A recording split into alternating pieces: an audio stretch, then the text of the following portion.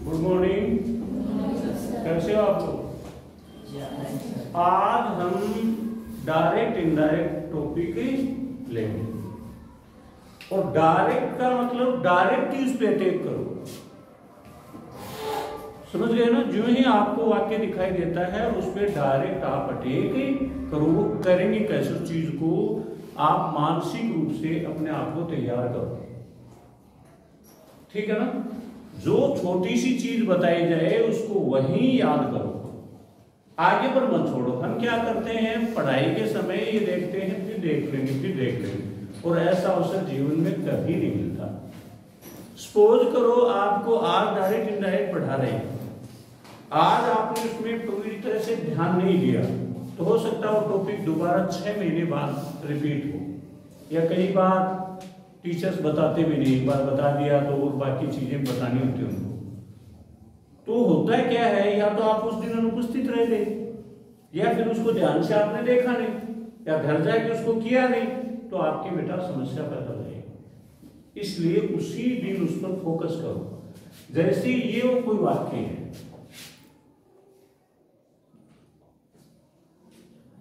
Direct and in direct.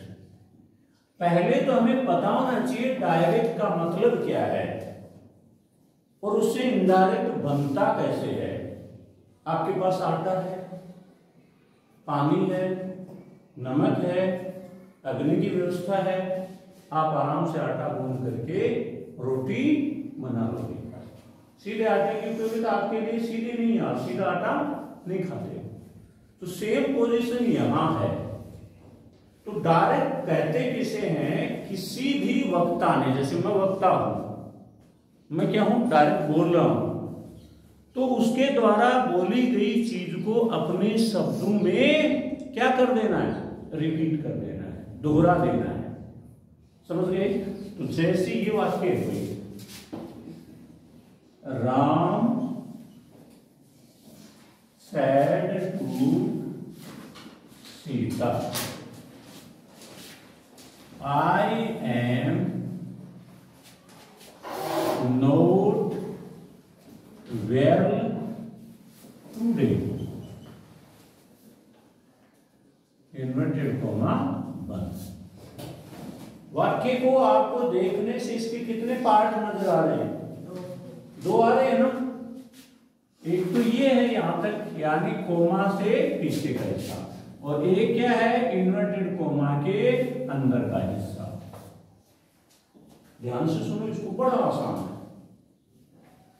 Coma से पीछे का हिस्सा है, उसको जयवर्धन क्या कहते हैं? आरवी कहते हैं। क्या कहते हैं? आरवी। और अर्चना बेटा इसके अंदर वाले हिस्से को क्या कहते हैं?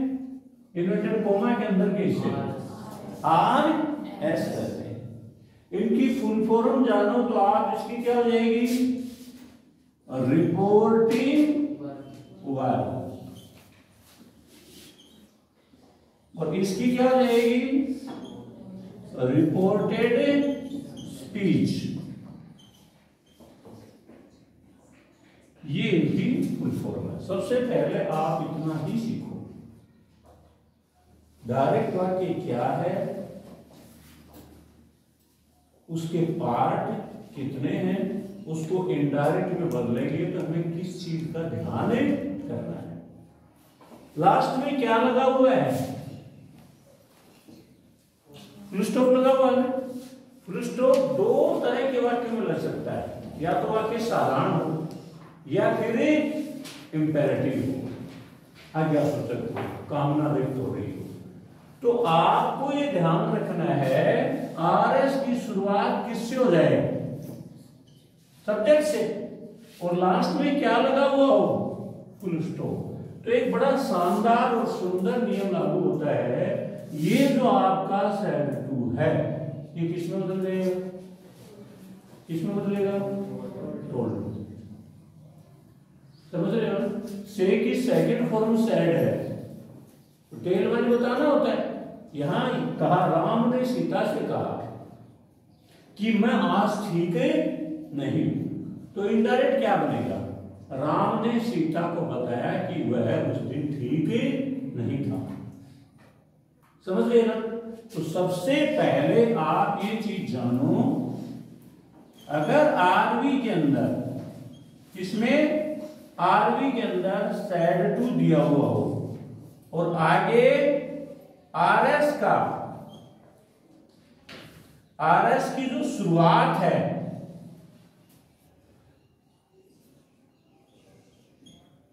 वो किससे हो? कोई भी सब्जेक्ट से हो।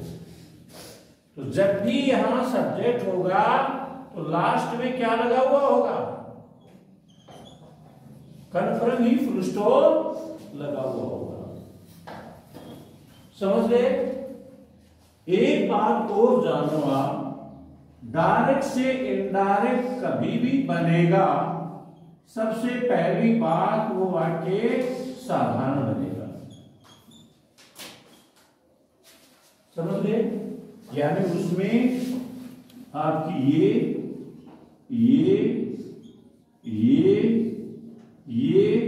नहीं लगेंगे, नहीं लगेंगे। ठीक है ना? वाक्य साधारण बनेगा तो ये चीजें नहीं, अर्थात कोमा, इन्वर्टेड कोमा, प्रश्नवाचक चिन्ह और विस्मयादिबोधक चिन्ह इत्यादि दिए हुए हैं, तो वो इसमें डायरेक्ट से इनडायरेक्ट में नहीं आएंगे। और ये क्या हो जाएंगे? दो जो पार्ट हैं ये दोनों मिलके क्या हो जाएंगे? एक पार्ट हो जाएंगे। लिखो इसको, ये डायरेक्ट वाक्य है आपका, इसको इनडायरेक्ट करेंगे तो राम, सैड टू को तब आप किसमें बदल दो? टोल्ड में। और आरवी और आर जहां जुड़ रहे हैं वहां क्या लगा दो? डायरेक्ट। और इसके तुरंत बाद किसका नंबर आएगा? सब्जेक्ट का। सब में सब्जेक्ट का आएगा। प्रश्नवाचक में इफ लगा रहे तो इसके बाद सब्जेक्ट आएगा। WH वाला है तो WH के बाद में भी सब्जेक्ट भी आएगा, तभी साधारण बनेगा। समझ गए ना? जो जो अपन करते रहेंगे आप इन चीजों को समझते रहोगे। तो बेटा सबसे पहले क्या करें? इस सैड टू पहले कोमा से पीछे के हिस्से को हल करेंगे। आप कहीं भोजन करने जाते हो तो जाते ही सब्जी रोटी खाते हो? नहीं खाते हैं। तो आपकी पसंद की मिठाई वगैरह होती है, सलाद वगैरह होती है, वो खाते हो। तो सबसे पहले आपको हल किसको करना है? कोमा से पीछे के हिस्से को हल करना है और उसको क्या कहते हैं? आरवी करते हैं। वहां आपको सैड आज ही कर लेना है। ये जितना आज बताया जा रहा है ना, उसको आज ही बार बार आपको दिमाग में बैठा लेना है, तब आपका आगे सीखने को खूब मन करेगा। अभी आपको हो सकता है किसी को भी डायरेक्ट इनडायरेक्ट नहीं आ रहे हो, लेकिन वो आने लगने कोई रास्ते की बात नहीं। तो यहाँ देखो लास्ट में क्या है? फुल स्टॉप है। और शुरुआत किससे है? सब्जेक्ट से। ही क्या है? सब्जेक्ट। ऐसी स्थिति आए तो सेट टू के क्या बन जाएगा? टोल्ड। सेट टू दोनों ही टोल्ड में बदलेगा। सेट टू दोनों ही वर्ड किस में बदल जाएंगे? टोल्ड में। और आगे आप लिख लो इतना ही हल होगा। या कोमा से पीछे सेट टू का ही इलाज करना आपको। आगे प्रश्नवाचक चिन्ह हो तो सेट टू आंसर कर बदलता है। बाकी कोई सुझाव होगा, सलाह होगी, आदेश होगा, रिक्वेस्ट होगी, तो उसी हिसाब से अपन आगे सीखते रहेंगे। पहले शुरुआत में सीखो कि डायरेक्ट होता क्या है और उसको इनडायरेक्ट में बदलने के लिए करना क्या पड़ता है। तो सर्वप्रथम हम किसका इलाज करेंगे? डायरेक्ट किसका इलाज करेंगे? सेट टू का। डायरेक्ट ही आप इनडायरेक्ट में बदल रहे हो तो डायरेक्ट हमला किस पे करो? सेट टू पे करो। और सेट टू में यहाँ सब्जेक्ट से शुरुआत है तो सीधा सा नियम है उसको टोल्ड में बदल दिया। ये इतना हिस्सा आपका हल हो गया। जब सेड टू टोल्ड में बदलेगा आप आरवी और आरएस के बीच में क्या लगा दोगे? ये तो हटेंगे, ये भी हट जाएगा, कोमा, इन्वर्टेड कोमा, ये सब आपके हट जाएंगे। और यहाँ चूंकि हम दोनों का एक वाक्य बना रहे हैं तो दोनों को जोड़ेंगे या नहीं? तभी तो एक बनेगा। कोमा लगा दिया तो फिर अलग हो गया वाक्य। दोनों को एक करेंगे तो ये चीज हटेगी कि नहीं हटेगी? और हटते ही यहाँ क्या प्रयोग कर दो? दैट लगा सकते हो? कोई दिक्कत है यहाँ तक? मैंने बता दिया दैट के बाद आप किसका प्रयोग करोगे? कर्ता का। उसने कहा कि वह। अब कर्ता यहाँ कौन है? आई। 3 प्रकार के कर्ता हैं। कितने प्रकार के हैं? 3 प्रकार के। इस नियम में ध्यान देना होता है। तो 3 को 1, 2 और 3 ऐसे आप लिख सकते हो। सरदारी बेटा, ये तो 3 बेटे हो सकते हैं किसी। अब आप करो फर्स्ट पर्सन, यानी ये 1 लिख रहे हो, फर्स्ट की तरह तो लिखा जा रहा है। तो आपको बताया कर्ता कितने प्रकार के? 3 प्रकार के। कौन कौन से? फर्स्ट पर्सन, सेकंड पर्सन और थर्ड पर्सन। फर्स्ट पर्सन में कौन आएंगे? आई जैसा ही है। और आपने टेंसों में सीखा था आई का बहुवचन क्या होता है? वी। तो ये दोनों किसके अनुसार बदलेंगे? आरवी के सब्जेक्ट के अनुसार। आरवी का सब्जेक्ट क्या होता है? कौन है? राम। भाई ये क्या है? सब्जेक्ट। ये क्या है? वर्ब। ये क्या है? ऑब्जेक्ट। आई और वी को किसके अनुसार चिन्ह करेंगे? सब्जेक्ट के अनुसार। आई से और कौन बन सकता है? मी बन सकता है, माई बन सकता है। वी से क्या बन सकता है? ऑब्जेक्ट अस बन सकता है और अपना बताने वाला अवर बन सकता है। दूसरा है सेकंड पर्सन, उसको कहते हैं यू। ठीक है ना? तो यू किसके अनुसार बदलेगा? सेकंड पर्सन आरबी के ऑब्जेक्ट के अनुसार। यहां ये ऑब्जेक्ट इसके अनुसार बदलेगा। अगर इसमें यू यू योवर है तो यू सब्जेक्ट के रूप में भी यू है और ऑब्जेक्ट के रूप में भी यू है, और इसका अपना बताने वाला क्या होता है? तुम तुम्हारा, तुम तुम्हारा। तो ये चीजें जो 9 चीजें हैं, 3 इसके हो गए और 3 वी आस अवर इसके हो गए और 3 ये हो गए। ये 9 ही बदलेंगे। थर्ड पर्सन इनके अलावा है, एन का मतलब है फिर नो चेंज। उनमें कोई बदलाव हम करते नहीं। समझो इसको। और ये बड़ा अच्छा अवसर आपके लिए। इस समय आपके पास टाइम खुल है। इन चीजों को पूरा फोकस करो। बार बार इन चीजों को देखो। आने लग गई तो कल कोई आश्चर्य नहीं है। आप 11th में किसी को पढ़ा करके आप अर्न भी कर सकते हो, कमाई कर सकते हो। 6वीं में, 7वीं में, 8वीं में, 9वीं 10वीं तक के बच्चों को 11वीं में बच्चा पढ़ा सकता है, 11वीं को भी पढ़ा सकता है। तो आपको आय भी होने लग जाएगा। अड़ोस पड़ोस के बच्चे बैठाओ और अब आप अगर सिखाने में सक्षम हो किसी को तो सीखने में आपके पास आएंगे बच्चे। तो वहाँ सिखा के पढ़ाई के साथ साथ कमाई भी शुरू हो सकती है। बहुत बड़ी आय होती है बच्चों को, बहुत कमाते हैं। तो नो चेंज का मतलब I, me, my, we, us, our, you, your. इनके अलावा बेटा कोई बदलेगा नहीं। इनका नियम बता दिया।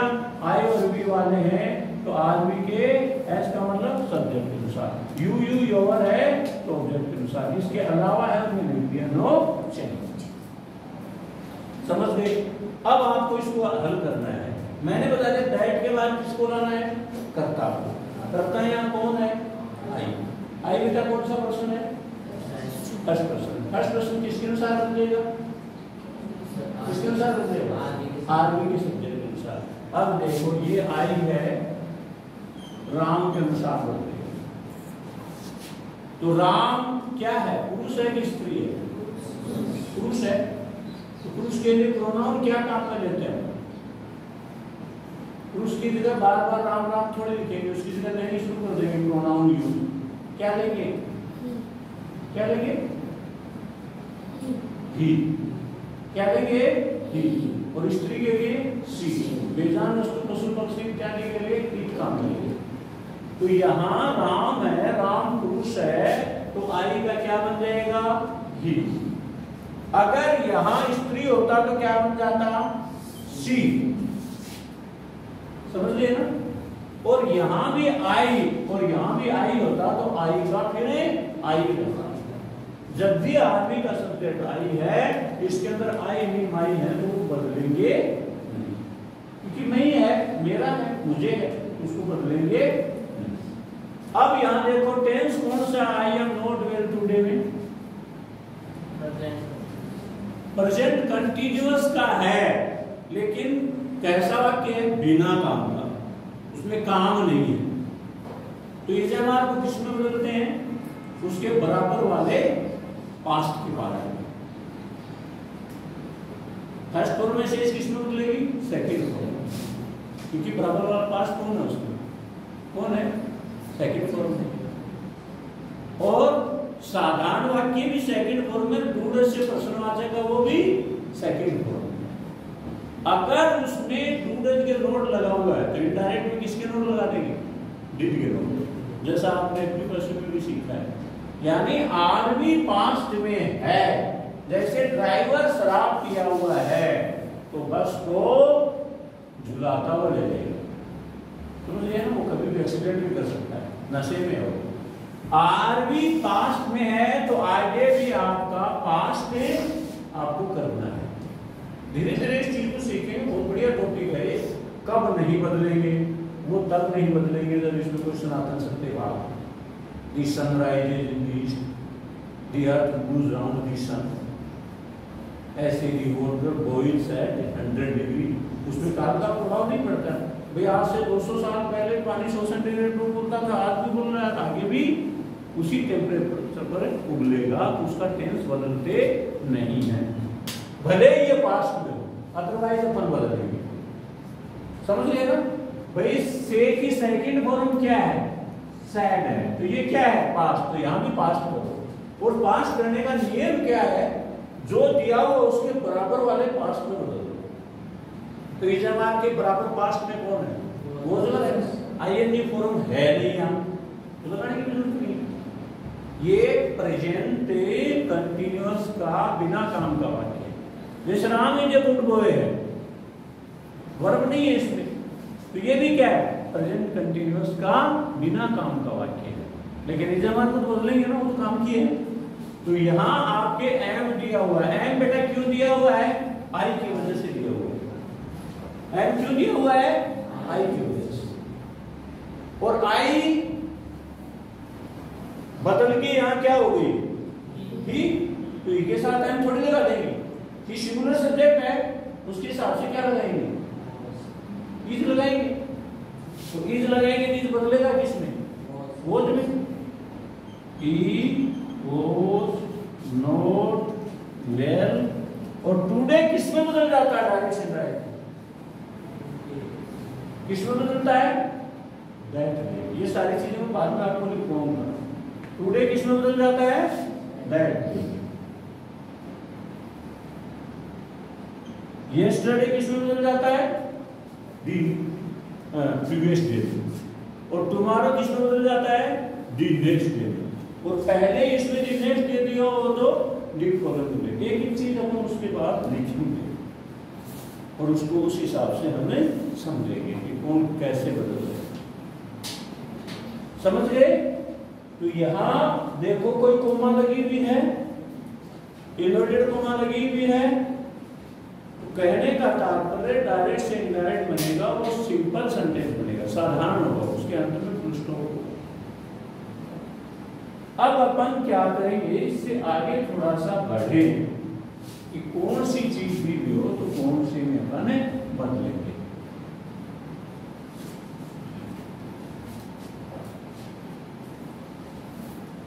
एक तो सबसे काम का नियम है आपके कौन सा, सन वाला। कौन सा नियम है, सन। सन की स्पेलिंग मेरे ख्याल में आप सबको याद होगी, SON, 1 2 3। कर्ता कितने प्रकार के, 3 प्रकार, फर्स्ट पर्सन, सेकंड पर्सन और थर्ड। फर्स्ट से शुरुआत करो। अभी बताओ मुझे फर्स्ट में कौन कौन लिखे थे अपन ने, आई और वी। अब आई स्त्रीलिंग और पुल्लिंग दोनों है। जैसे मैं जाता हूं तो भी क्या बोलेंगे, आई को, और मैं जाती हूँ तो भी क्या बोलेंगे आई गो। तो इसके चक्कर में आपको नहीं पढ़ना है कि उसमें सी लिखें ही लिखें, आई है तो आई लिखो दोनों के। अब आई का ऑब्जेक्ट क्या होता है? जैसे क्वेश्चन में आप करते थे बाय मी, तो मी क्या है? आई का ऑब्जेक्ट है। सब्जेक्ट को जो ऑब्जेक्ट बनाते थे उसके पहले बाय लगाते थे। तो यहां आप आई का ऑब्जेक्ट क्या बना लो? मी। तो जैसे आई का मी बना है वैसे मी का क्या बन जाएगा? अस, यानी हम, हमें, और फिर हमारा, मैं, मुझे और मेरा। मेरा को क्या कहेंगे? माई। और हमारा को क्या कहेंगे? ये 6 की 6 चीजें हैं, ये किसके अनुसार बदलेंगी?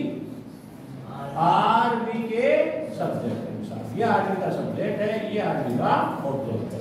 इनके अलावा वो जो चीजें हैं वो बदलती नहीं, ठीक है ना? तो उसको हम क्या कर लेंगे? नो चेंज में ले लेंगे।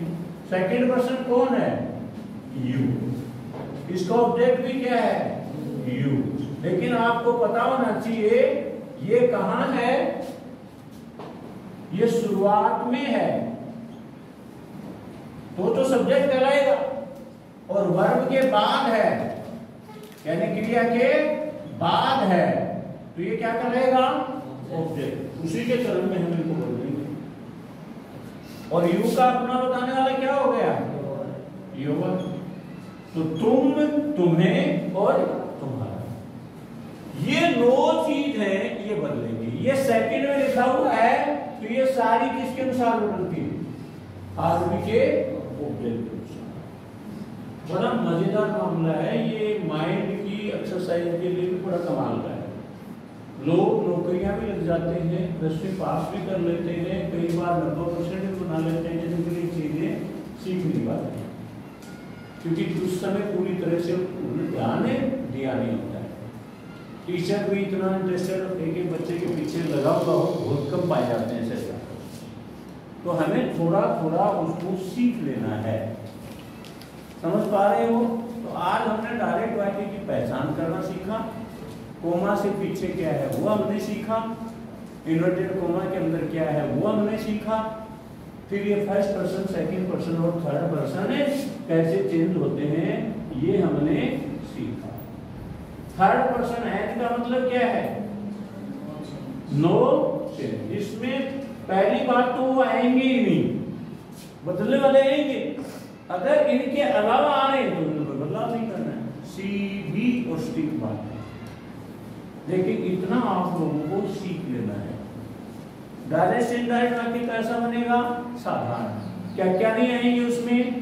कोमा नहीं आएगी, इन्वर्टेड कोमा नहीं आएगी, प्रश्नवाचक चिन्ह नहीं आएगा, विस्मयादिबोधक चिन्ह नहीं आएगा। हाउ और व्हाट से विस्मयादिबोधक बनते हैं तो वो विस्मय प्रकट करने वाले शब्द भी हट जाएंगे। विस्मय प्रकट कौन करेगा? हाउ करेगा, व्हाट करेगा, और ये चिन्ह लगा हुआ है ये विस्मयादिबोधक है, ये विस्मय को बोध कराता है, इसलिए ये चीजें हट जाती हैं और अंत में फुल स्टॉप लग जाता है। अगर ये तुमने इतना सीख लिया तो कल तुम्हारे लिए बड़ा आसान हो जाएगा आगे बढ़ना। Thank you, have a nice day.